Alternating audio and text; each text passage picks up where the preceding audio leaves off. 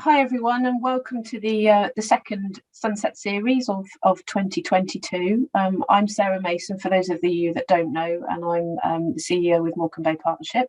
We've got Michelle and Claire here also from the partnership for our talk this evening with Gill Jepson. So I'm going to introduce Gill now. So we're going to welcome Gill Jepson. Gill is an avid local historian, her words, not mine. She's also an author, an ex-teacher. She set up the Furness Abbey Fellowship, which is for local people to get involved in Furness Abbey, and she's a self-confessed Furness Abbey nut. She's got a book coming out on the 15th of May, and we've posted the link to being able to buy the book in the chat. You can get it through Amazon or you can get it from Waterstones, all good bookshops. It's called Furness Abbey Through Time, published by Abbey Books, and it's a comparative history with pictures, old and new, and Gill's worked with local people to be able to create that book. So it sounds absolutely fantastic. We'll look out for that on the 15th of May. So if you're inspired by Gill's talk, please do go ahead and buy that. So Gill, I think without further ado, I'm going to hand over to you. Thank you. Right. Well, thank you very much for inviting me, and I hope you can learn a little bit about Furness Abbey from this talk. Furness Abbey was a really important abbey. It was established in 1127 by monks from Savigny-le-Vieux in Normandy. They were sponsored pretty much by Stephen, who became Stephen I, and Furness was the second site for this community. They started life at Tulceth near Preston, and for whatever reason that site was not appropriate, and they were given land in the Vale of Nightshade, which is Beaconsgill, where the abbey is now, and they moved in 1127 and began building in July of that year. It was quite a simple Romanesque church to begin with, and they shipped in masons from France to create the building.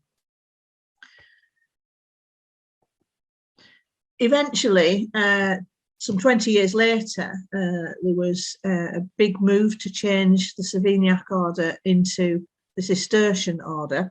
They were both reforming orders, but the Cistercians won out, and although the abbot of Furness strongly objected, he did have to comply in the end, and from then the abbey became Cistercian. This marked a huge change to its wealth and influence, and it also made a change to the fabric of the monastery, because virtually all of the Romanesque building was removed or hidden. If you're very careful and you look really carefully, you can find parts of it that are still there. For instance, behind at the back of the east window on the left-hand side, high up, you can see a row of Savignac bricks, which wouldn't be visible to them because it would be hidden by other masonry. But now, because it's in ruins, we can see it. It's just the other side of this photograph, on the other side of the presbytery. The abbey grew very wealthy, particularly under the Cistercians. They were amazing land managers and very good at utilising everything that they had for their benefit. They gained wealth through land donations. They owned fisheries in Lancashire, which often brought them into conflict. They set up daughter houses in the Isle of Man, Ireland, Yorkshire, and even Swineshead in Lincolnshire. There were big rivals to abbeys like Fountains, vying for land, and often they pushed back against the Yorkshire abbeys. They set up Byland Abbey, for example, which eventually they did lose, but they did try to incorporate great tracts of land into their ownership. Within these lands, they held numerous granges. That's how they worked through the lands. They produced grain, sheep, wool. Wool was the trade that really gave them the level of wealth that we know by the end of the abbey's existence. Wool was a commodity much like oil is to us today, and they were extremely good at having sheep farms and producing the wool and exporting it. And they were also not averse to a little bit of smuggling too. The lay brothers, they were monks who took holy orders but were given dispensation not to attend every single service of the day, so that they could work on the land. But they worked in the farms and granges, and quite often were away from the abbey for good periods of time. It's reckoned that there were approximately about 250 lay brothers in the abbey at its peak, and up to 100 choir monks. They were the educated monks who ran things. Oops. Sorry, excuse me, this is me, sorry. One of the things that the Abbey provided was a final resting place, and even, I suppose it was kind of a refuge for people who wanted to end their life in the monastic building. It hosted what were called corodians. These were what we would call pensioners, and they lived out their days in the Abbey in prayer and peace and safety and being looked after, really. But in exchange for massive donations of land or money. We have the grave slab of one of these at Furness Abbey Visitor Centre. He was a William Grangeorge, and he actually donated massive pieces of land of the Furness Fells to the Abbey, and it was supposed to be in perpetuity, but his son disagreed, and when William had died, he actually tried to get some of the land back. I don't think he was completely successful, but it was a big dispute. People paid for prayers to be said for their souls as well, and as I say, as a resting place in the Abbey. The two effigies that you see are two remarkable effigies, again in the visitor centre. One depicts a knight, possibly a religious knight, because he does have an angel at his head, an open book and a censer, but at his feet he's got a lion denoting bravery. The lady is a high status burial. We don't know who she was, but we can guess it could have been one of the ladies that we know that was buried there from the de Lancaster family. Lots of these graves obviously were disturbed at the dissolution, so we don't actually know who many of them are, and we have to guess a little bit. Following the Black Death, the lay brother system fell into disuse, mainly because there were less people joining to be lay brothers, and because it gave the peasants an opportunity to do better, if you like, and offer their services for money. Therefore, the lay brother system didn't really apply anymore. The peasants were able to lease the land and paid the Abbey in rents, produce and boon work. So the Abbey was still accruing wealth from this. They didn't really lose out, but obviously the lay brothers had all but disappeared by then.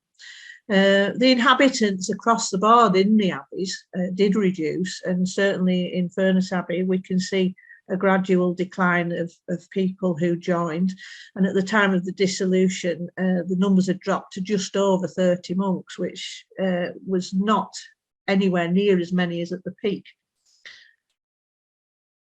At dissolution, this abbey was the very first large abbey to be dissolved. And the reason for this was because, as I've said before, it was a big rival to places like Fountains. It was second only to Fountains in wealth, power and influence. And it was targeted.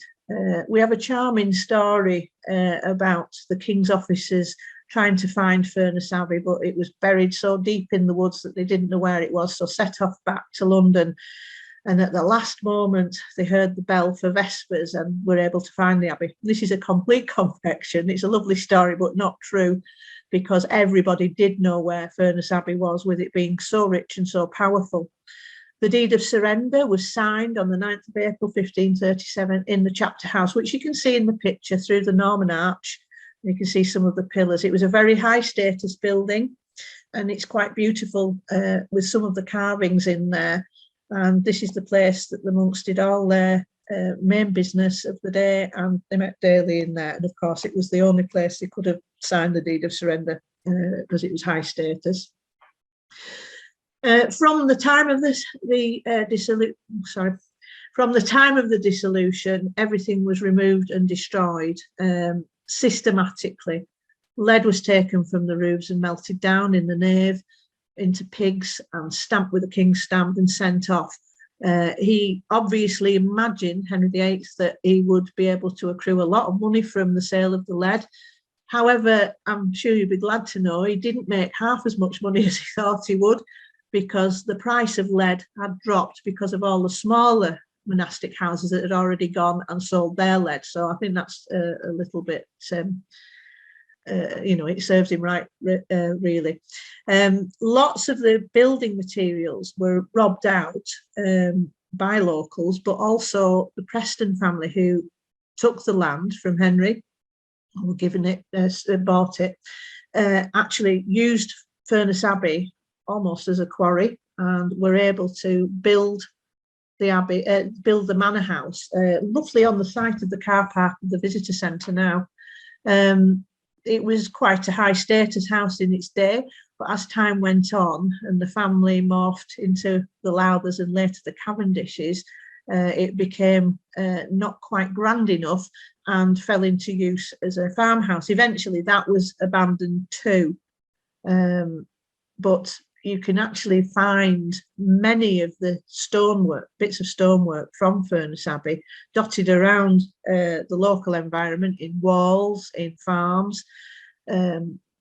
Wood and timbers were used in different barns all over the countryside, and you can find bits of tracery in people's rockeries sometimes. I quite often walk past a garden at Holbeck Estate, and I can see 2 pieces of Abbey tracery sticking up from the rockery, which is quite disconcerting. One day I will go back at night and see what I can do.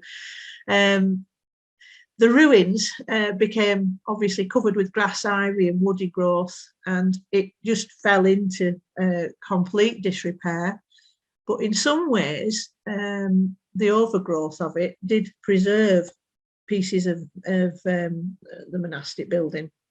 For instance, the effigies that we saw earlier, they would have been buried somewhere in the nave. They were damaged because part of the King's officers' job was to despoil and destroy everything in the Abbey, so it could not be used as a place of worship ever again, and also to get rid of the idols that they saw lying around. So we do have damage to the statues, but on the other hand, they were covered over the years with grass and were kind of preserved a little bit. By the 19th century and the time of the railway, things were starting to change, and people were looking at ruins as part of the Romantic movement as being interesting and somewhere that you would want to see. Rehabilitation of the Abbey began in the 19th century, of course, and everything began to be tailored towards the Furness Railway. The Furness Railway was run by the 7th Duke of Devonshire, William Cavendish, who had inherited this land via the Preston-Lowther line. And the Abbey was in pretty much disrepair, as I said, but they built a hotel, just again, roughly where the manor house was and where the visitor centre is now. And we have remnants of part of that building left with the Abbey Tavern. That was the second class buffet and ticket office for the Furness railway station, which was just along from the Abbey ruins. It began, obviously there was a branch line running past the east window, and there was some move to make sure it didn't damage the ruins, and that's why the tunnel was blown for an extra £250 to avoid any more damage to the Abbey. Since the time of the Furness Railway, it's been in the care of the Ministry of Works, and then later the Department of Environment, and finally English Heritage. And in recent years, English Heritage split off into 2 parts, one being Historic England and the other part being English Heritage. And English Heritage is now a charity, so it's run in a quite different way, less problematically probably than being a government quango. It was pioneering right from the start, both as a monastery and post-dissolution really. It became the first heritage site to have a dedicated guide and custodian. You can see him on the right here with his family, and they're seated outside of another old Abbey building, which was known then as the Custodian's Cottage, and it's now known as Abbey Mill Cafe. It's in fairly good repair to some extent. It did suffer a fire which took out a lot of the oak beams and the roof, which actually had survived from the dissolution until the beginning of the 2000s, which is quite a shame, really. English Heritage, when the repairs were done, because this building belongs to Holker Estates, the Cavendishes again, it's a little triangle of their land that wasn't given over to the Ministry of Works. And this cottage is a listed building in its own right. When the new roof was put on, it seems to be rather heavy, and it has caused a few cracks in the walls, but the Abbey Mill still retains some of its charred timbers in the roof, so you can actually see some of the actual medieval roof still there, albeit burned. Change of use as well very much came from the tourism industry. You can see on the right the building I've just been talking about, which is now Abbey Mill Cafe. If you haven't seen it, I would suggest you go and have a look. It is 13th century and it's quite a fascinating building. It would have had 2 floors at one time, but after the fire, they lost the top floor.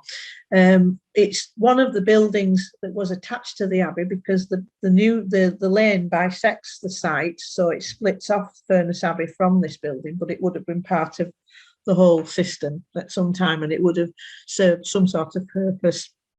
Maybe something like a place for monetary issues and works in there.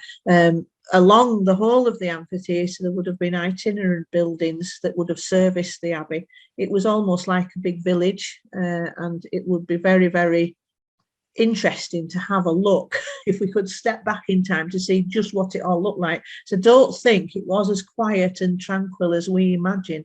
For instance, building never really stopped at the Abbey throughout its time, and there would have been a Mason's Lodge almost permanently somewhere on site. So it just makes you think it perhaps wasn't quite as tranquil as we imagined. On the left, you can see another remarkable little building. Everybody asks what it is. Some of us, unfortunately, are old enough to remember what it is.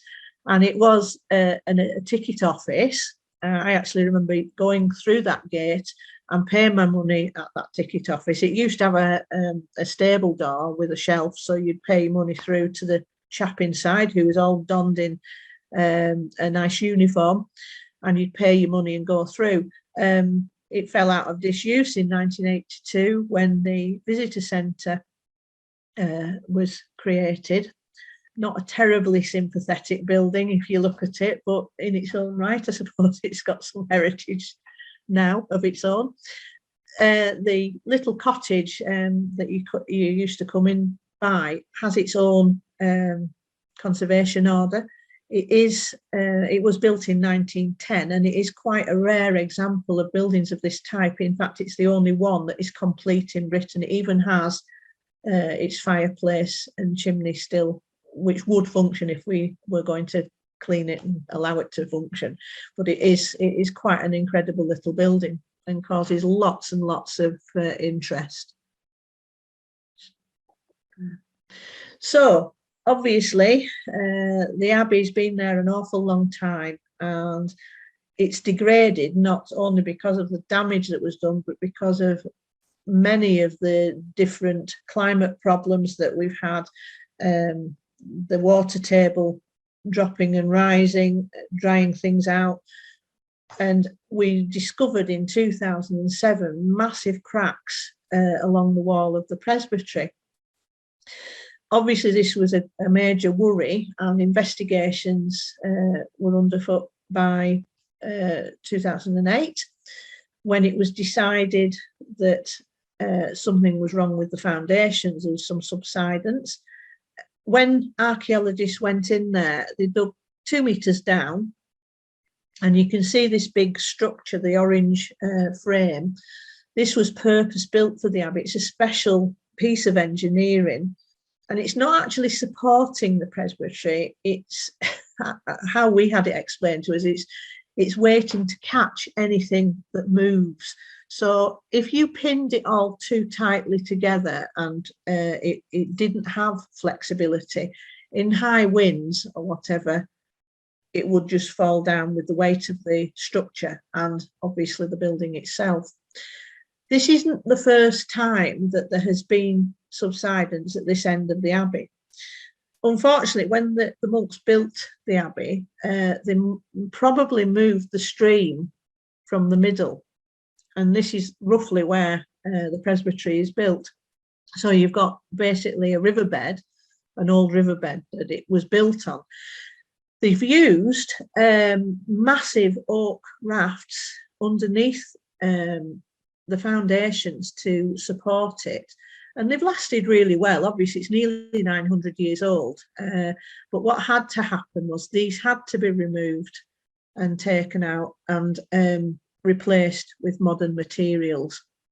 Now, the A-frame isn't doing anything at present because everything is now stabilised, but it can't be removed just yet because it's going to cost an absolute fortune. And obviously, post-COVID, English Heritage are being careful about what money they spend on things. So it's just going to have to wait a little bit longer before it comes down. This remedy, as I say, you can see here at the beginning of the works, it wasn't just the structure, it was actually scaffolding as well, because people had to go up and check, and there was monitors. You can just about see at the very top of the wall, one of the monitors. It still is monitored, just in case, but it was constantly monitored in the early days. It was quite a precarious job for the archaeologists over the 2 or 3 seasons that they worked there, because digging 2 meters down under that level of building is a little bit hazardous, and plus removing the huge rafts would have been quite dangerous too. There's 120 big concrete slabs beneath the presbytery now, and that does seem to have sorted things out. And of course, you will know, I'm not dwelling on this aspect tonight, but you will know that in the middle of the work in 2010, at about 1.5 meters down, an abbot was found undisturbed, buried with his crozier and his ring. And this was a totally unexpected find and quite remarkable. It even hit News at 10. It was that important. The items are in the museum at the Abbey. The abbot is somewhere being researched still. We do know a lot about him, but we just don't know which particular one it was. There were 20 other bodies came out at the same time, and they too are being researched. Hopefully, eventually they may come back to be reinterred, but that's a long time in the future. So stabilization, you can just see here behind the people, you can see some of the cracking at the wall. We've got Lucy Ronald, who is manager of the Abbey on the right, Liz Critchley, who's one of Furness Abbey Fellowship's committee members, she's the treasurer. We were given the opportunity to watch Brendan Teasdale, who's a mason. He came to check what types of plaster and mortar could be used to do the repairs. Obviously, they were looking at what was previously there, but trying to modify it to make it last longer and to be more durable against the different weather that we have now, and obviously pollution. So once those rafts were moved, they could get on with the repair work above. I've already said about the concrete beams below.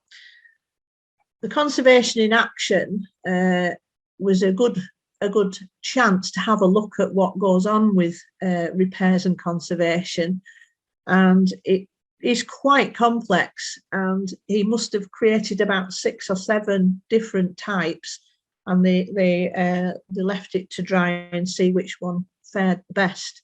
I don't know actually which one they chose in the end. We never got to hear the end of the story, unfortunately, but we can see here some of the work that has been done, and it's under the blue sheet there. But obviously, whilst doing this, other problems were identified, and you can see him pointing here along the cloister range, the east range, at some of the erosion. These beautiful arches, which are quite detailed, now face outwards into the weather, whereas they would have been covered over originally, never really meant to be outside. So they've suffered incredibly, and it only takes one little grain of sand to bore a hole and to cause real disruption to these. In fact, if you go to the base of some of these columns, you can actually pick up a hand of sand. It's that bad. It's one of the areas I was worried about most, and I hoped they would be able to do something, but that was never on the cards at the time. So it was quite, worrying. We were disappointed that they weren't going to do that, but of course they have to do things gradually. The monitoring, as I said, has gone on, and you can see, looking into the east window, you can see the structure. It doesn't look beautiful, but I think those of us that have worked there frequently and have walked past frequently, we're kind of used to it now, and it's basically part of the Abbey, and it's almost part of its story, because obviously without that, the whole lot would just be a pile of stone. By 2019, there was no distinguishable movement, so it was decided that the conservation could be completed. Obviously the steel frame remains, because they wouldn't be able to put it back up again, for one thing, if they took it down and they needed to. So they're just leaving it and being cautious at the moment. Do you remember me saying about the Savignac stones? If you look to the left of the east window, just where those three arches are, there's a little row. You perhaps can't see it on this picture, but the little row of Savignac tiles are just along there. They're well worth having a look. So we were given a grant. When I say we, I mean English Heritage, a grant to complete conservation in 2020. This was really welcome, because it was obviously a work in progress. So the scaffolding went up again, to people's dismay, but it needs must. And this later extended, and this is the good bit, it was later extended to include the West Tower, which is the bell tower that you see on the edge of the road, the chapter house, where those lovely decorative roundels are, and the columns, and the infirmary chapel.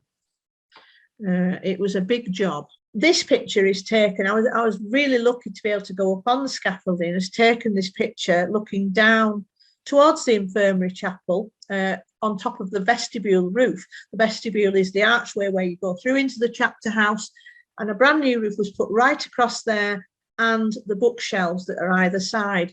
The reason for this, because there's been quite a bit of water ingress into those areas, and we've got a barrel vault either side, which is interesting, and cobbled stone floor. And then the middle bit, which is the vestibule, has got some beautiful carvings. But additionally, in the corners, you can actually see some of the original white lime wash from the decorative side of the Abbey. The whole Abbey would have been painted with this lime wash, and it would have looked quite bright. And above the white lime wash would be red lines denoting bricks, not corresponding to the bricks underneath, but to make it look like bricks. So it would have been quite a bright place, really, in opposition to what we perhaps sometimes think. It was a really important piece of work, not only to preserve those parts that I've just been telling you about, but also you've got the chapter house here. You can just see one of the pillars sticking up amongst the scaffolding on the right-hand side. Some of these works in here were very, very subtle, little tiny new bricks or pieces of masonry to protect the carving below, because when bits of masonry fall off, sometimes the rain runs straight into the carving. So what they've done, they've tried to conserve as many of those things as they could, and they did a fantastic job. It was quite interesting seeing the Abbey from that height as well. This was the real pièce de résistance for me, because it was the area I was telling you that I was really worried about. It's the cloister range. You can see massive amount of scaffolding along there. They didn't cope with all of the arches, because two of them were not too bad, but the final two really needed some attention, and they've used all the old systems that the original masons would have used to make the arches. You can see the wooden arch that they've built to go in there, and all these stones that are above it were repaired or replaced. They were only meant to do a certain amount, but unfortunately in the middle of the work things started to fall apart.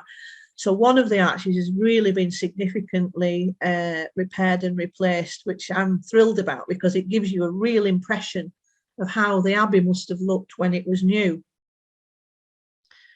Again, the infirmary chapel, not many people get to see this viewpoint. You can see on the right-hand picture, members of Furness Abbey Fellowship Committee climbing the scaffolding.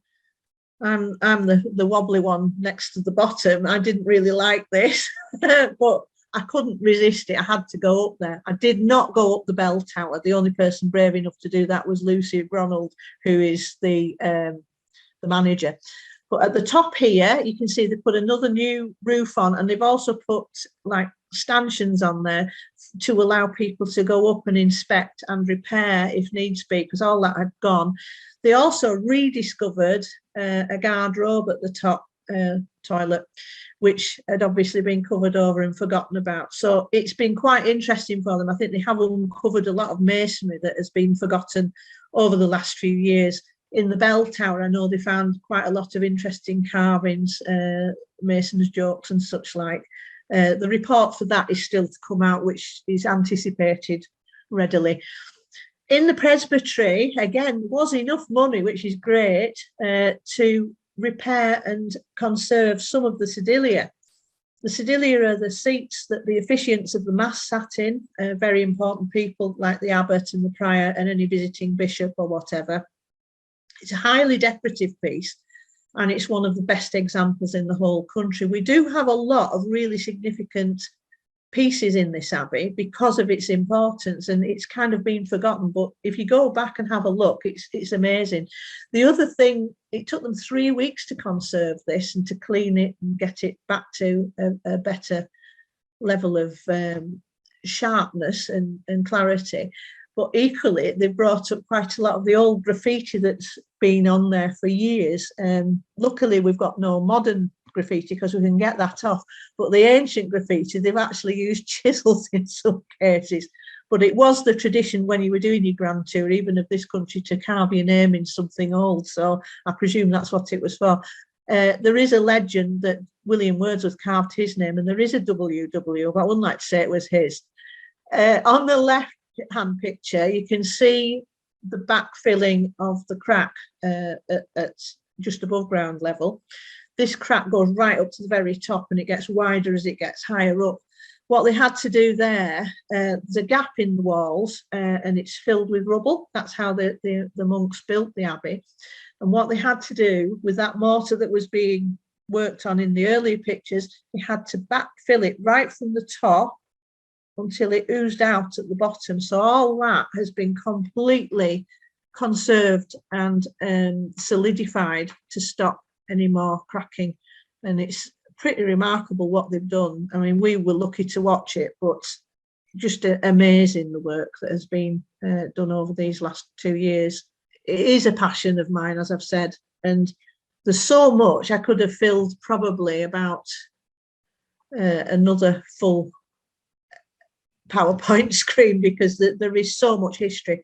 I am actually writing a history at the moment on top of the book that's going to be coming out soon, because I'm trying to pull everything together that basically has ever been written, because there hasn't been anything definitive since Alice Leach's histories of the Abbey, which were very good, but I think they do need updating because lots has happened since she wrote those, actually.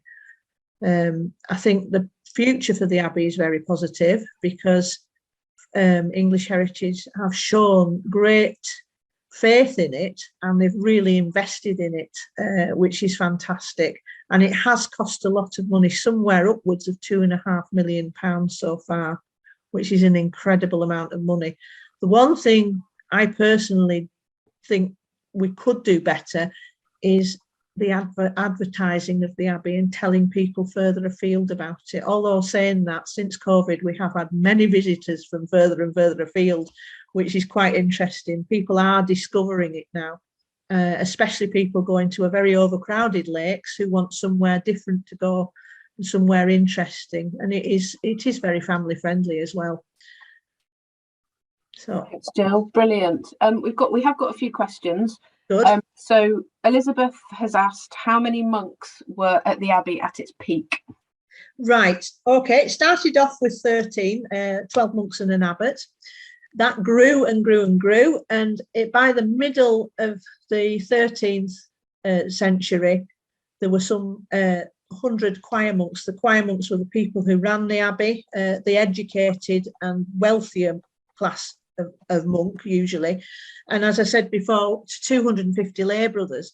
But there would be other itinerant people in and around the abbey. It wouldn't have been, as I said before, it's not really the quiet place that we anticipate, but 100 choir monks, which was quite a good number.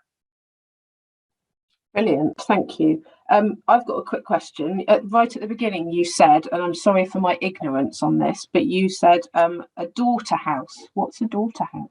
Right, well, when the Savignacs first sent the monks over, they were sending them to set up daughter houses of Savigny. So really, it just means they were different abbeys that came from the mother church. In fact, funnily enough, we've just had Mothering Sunday. Mothering Sunday is actually to do with the church. It's about returning to your mother church. And daughter houses were the abbeys that came from the mother church. That's exactly what they were. And Furness Abbey, once it was fully established, was able to do that itself. And it set up places like Rushen Abbey, Byland Abbey, 3 or 4 in Ireland, and various other places in Cumbria as well. So it was a continuance, an expansion, if you like. Brilliant. Thanks, Jill. So we've got a question. Are there many original manuscripts in existence from the monks' era? And if so, where are they held? That is an interesting question. From the actual abbey, the only 2 originals that we do seem to have are the coucher books. Now, coucher books, it means copying. So what they basically did, they copied different land grants, histories, information, all kinds of abbey business, and it was copied by John Stell, who was a monk. We actually know his name. We even have a self-portrait of him because he inserted him himself into one of the illuminated letters, which I think is just brilliant. He's one of my little heroes. I feel I know him. And they would put everything together, and it was to give the abbey evidence of what they owned and what they'd done, and a record, really. And luckily, these were removed at the dissolution and taken to London. And one is in the Public Records Office, and the other's in the British Library. I think you can get images of them online. I know certainly the Civic Society website has photographs of them, because Alice Leach went down and photographed all of the illuminated letters. Most of it's pretty boring Latin, but these illuminated letters are pretty spectacular. There are other mentions of Furness Abbey, of course. In fact, John Stell himself, I've just recently discovered he's in different parish roles in Yorkshire, where he's acting as a deacon at various services. So again, this goes against this idea that they were enclosed and they never moved. He obviously did, because he went back to Yorkshire. He was from Yorkshire originally, apparently.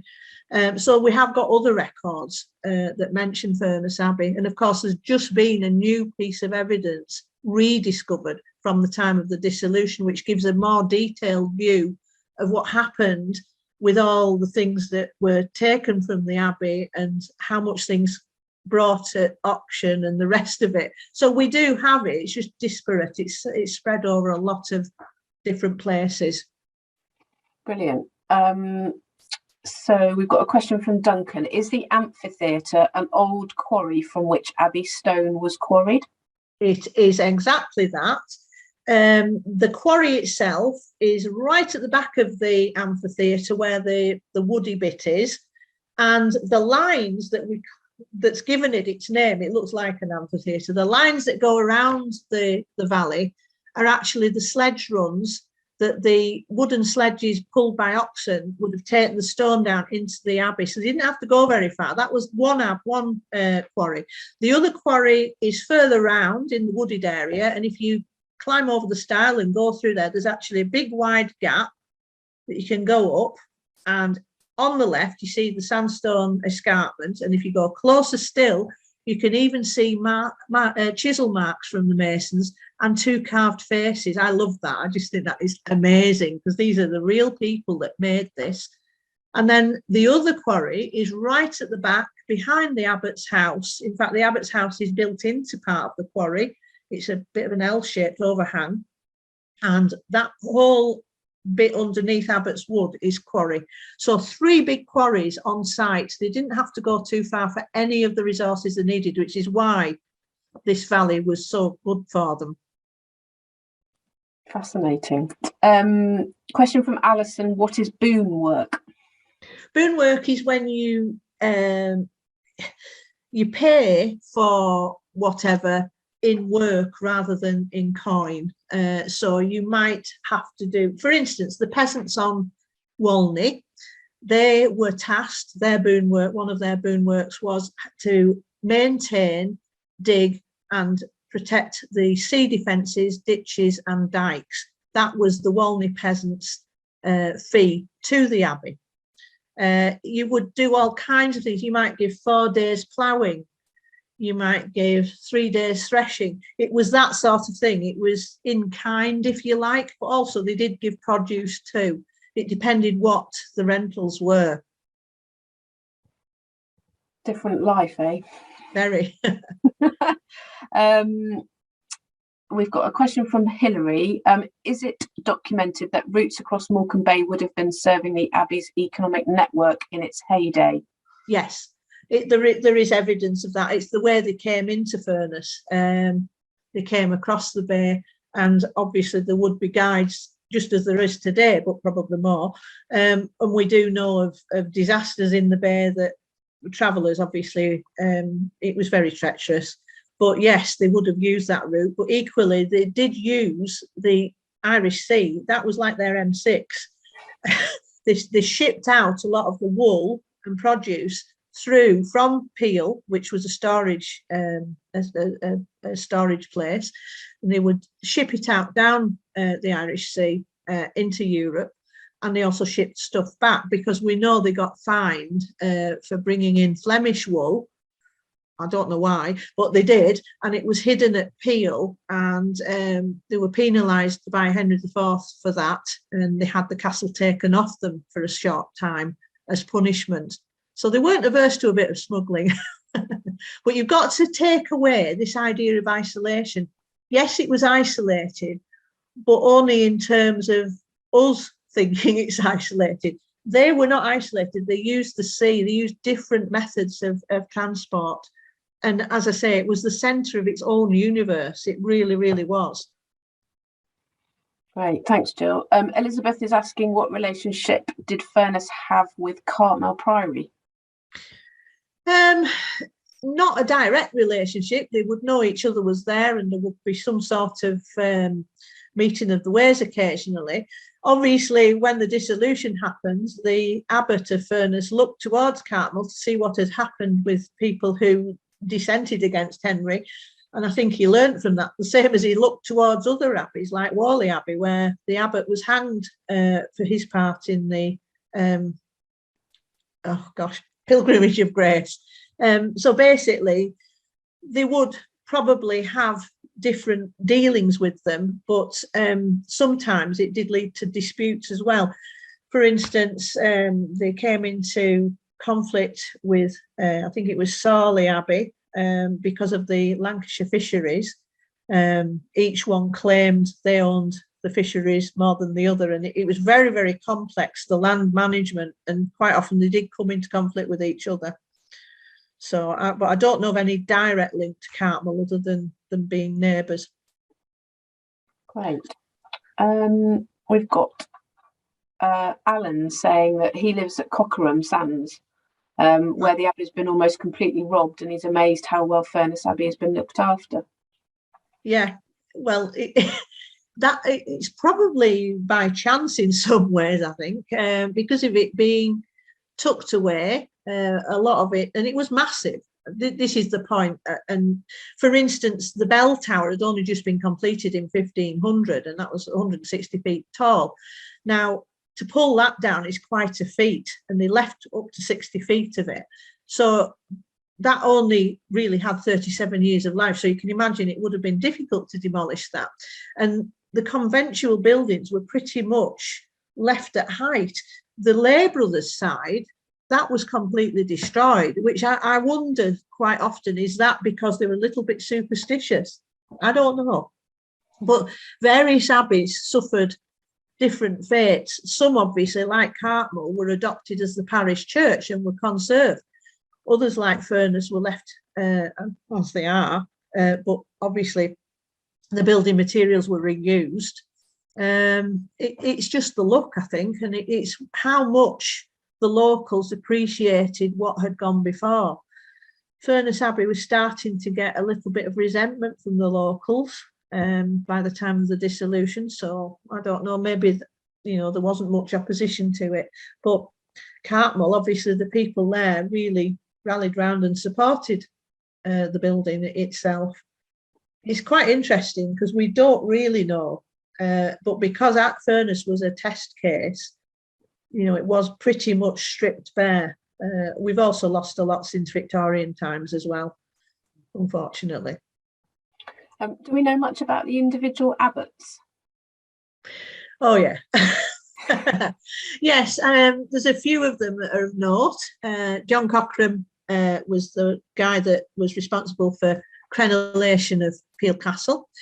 Following the great Scottish raids in 1316, 1322, when Robert the Bruce came down with his Scottish army and ransacked virtually everywhere he hit, including where his father was buried. I think it's home Cultram. And the Abbot of Furness was forewarned of the 1322 venture, and he went to parley with him at Dalton, probably at the castle that came before Dalton Peel Castle now.